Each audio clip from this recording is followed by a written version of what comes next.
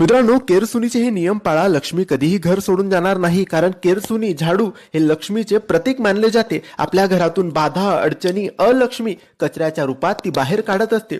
मित्रांनो, जेव्हाही आपण नवीन केरसुनी आणू तेव्हा तिची हळद कुंकू लावून पूजा करा आणि मगच ती वापरायला घ्या.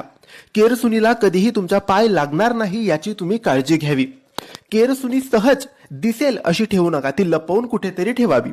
मित्रांनो, केरसुनी उभी ठेवू नका, ती आडवी ठेवावी. भिंतीला उभी करून, कपाटाला उभी करून अजिबात ठेवू नका.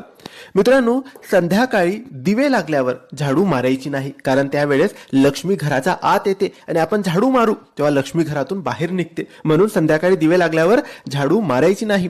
मित्रांनो, झाडू मारताना कचरा मुख्य दारातूनच बाहेर काढावा.